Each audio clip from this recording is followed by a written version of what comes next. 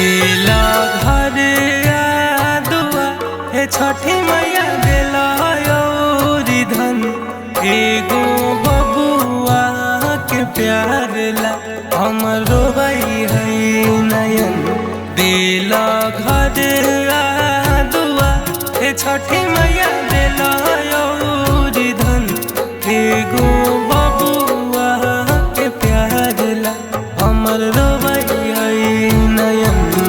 एगो बबुआ के प्यार ला हमरो भाई है नयन।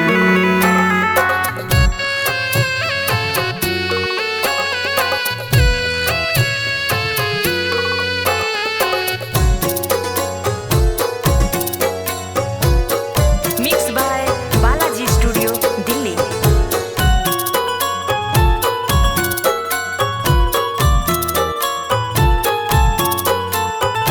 बचपन से कलिया माई तोहर गुण गान है बेटी तोहर आज भेल परेशान है। बचपन से कलिया माई तोहर गुण गान है बेटी तोहर आज भेल परेशान है। कहिया दुखावा के दू करब सोचे मन एगो बबुआ के प्यार ला हमर रोबई है नयन।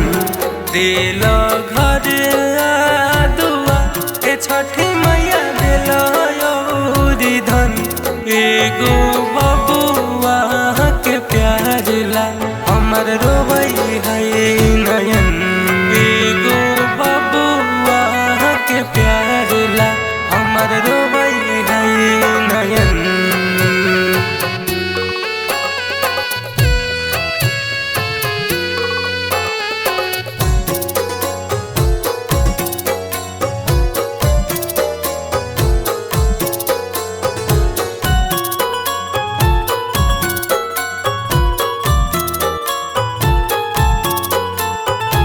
नीक ना लागई है माई खाना नहीं पीना कैसे के जियबै माई बबुआ के बिना।